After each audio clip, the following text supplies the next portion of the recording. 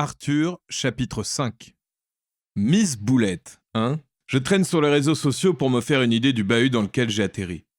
En fouillant sur le profil d'un mec de ma classe, je viens de tomber sur le compte de la fille qui a flashé sur moi ce matin.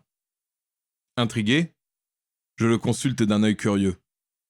Alors, qui es-tu, petite serial killeuse? Allongé sur mon lit, je regarde chacune de ses photos en ayant le sourire aux lèvres. C'est un bébé, sérieux? 17 ans? Elle est en terminale? Pourtant, elle est toujours accrochée à sa meilleure amie et fan de filtres photos en tout genre. J'ai l'impression de visiter le profil d'une gamine de 13 ans. J'avoue que ça m'amuse beaucoup.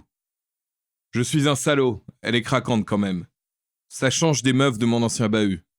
J'ai la sensation que j'ai atterri chez les licornes après avoir traversé un arc-en-ciel. Je remue la tête en lisant les commentaires. Ah ouais, carrément. C'est surtout une killeuse de poney et d'ourson. Je ne suis pas prêt de m'ennuyer avec des gens comme ça. Par curiosité, je regarde un peu ses amis. Je constate rapidement qu'ils n'ont pas tout à fait le même trip qu'elle. Je trouve ça étrange. Du coup, j'approfondis. Elisa, 17 ans, BFF de Zoé Miss Boulette.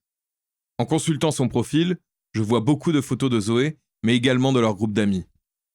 Sur la plupart, la killeuse de licorne a plutôt l'air de s'amuser, ou plutôt d'être dans la galère. Qu'est-ce qu'une fille comme elle fout avec un groupe comme ça? Enfin, ce ne sont pas mes affaires. Je passe au compte suivant. André, 18 ans. C'est qui le patron? Je ricane. Oh putain, lui, il a la palme d'or de la connerie. Ça se voit tout de suite. Le rapide examen de son profil me confirme cette idée. Le lourd. Il n'y a que des photos de lui. Putain, c'est avec ça que je vais devoir traîner? Dépité, je résume. Ok, je vais devoir m'adapter si je veux survivre au milieu de tout ça. Pour ce faire, je décide de m'intéresser à celle qui semble la plus inoffensive. Zoé, donc. J'essaie de savoir un peu ce qu'elle aime, au cas où elle viendrait me brancher demain. Sa meilleure amie, ses potes, elle, bref, il n'y a rien de transcendant. Je me surprends néanmoins à sourire devant ses autoportraits plus que maladroits. Le moins que l'on puisse dire, c'est qu'elle ne manque pas d'énergie et qu'elle n'a honte de rien. Ça doit être facile de la rendre dingue. Je suppose que c'est pour ça que ses amis l'appellent Miss Boulette. Ils ont trouvé celle qui les met en valeur. Je lève un sourcil après cette analyse. Si j'ai raison, c'est moche. Elle n'a pas l'air méchante. Ok, elle est un peu dangereuse, mais je présume qu'elle est juste hyper maladroite. Je remue la tête. Pourquoi ça m'intéresse? Je me redresse, pose mon téléphone et regarde les cartons autour de moi en soupirant. Pourquoi j'ai atterri là? Je secoue mes cheveux, attrape un carton et fouille à l'intérieur pour y trouver des merdes que je n'aurais pas dû prendre avec moi.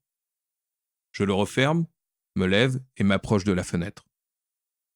Ce que je vois aujourd'hui est totalement différent de ce que j'ai toujours connu. C'est le même pays, la même région, pourtant j'ai l'impression d'être à l'étranger. Je ne connais rien. J'ai laissé mes amis derrière moi et je dois repartir à zéro ici. Vive le chantier, à 1 an de terminer le lycée. Ma mère me surprend en frappant à la porte. Arthur? Le regard vide, je réponds. Quoi? Elle avance et me questionne. Comment s'est passée ta rentrée? Vague, je déclare. Rien à signaler. Elle me demande. Tu t'es fait des amis? Perplexe, je pense à cette gamine et je mens. Je crois que je suis en bonne voie. Rassurée, elle me dévoile. J'étais inquiète. Te changer d'environnement aussi brutalement aurait pu te perturber. Je lève un sourcil en affirmant. Tu rigoles, je suis un caméléon, je m'adapte vite. Elle secoue mes cheveux en m'indiquant. On va bientôt manger. Dès qu'elle quitte la pièce, je retourne à mes sombres pensées. Ouais, je m'adapte très vite. Après tout, je ne suis pas au bout du monde, mais à quelques kilomètres de là où j'habitais avant. Si mes potes veulent me voir, on peut se donner rendez-vous et passer l'après-midi ensemble. Je ne suis même pas obligé de gratter l'amitié à ceux de mon nouveau bahut. Je peux être seul, je m'en fous. Malgré mes raisonnements, je jette un œil à mon portable et je regarde le profil de cette étrange Zoé en soupirant. Ouais. Je verrouille l'écran et je mets mon smartphone dans ma poche en décidant intérieurement. Je verrai.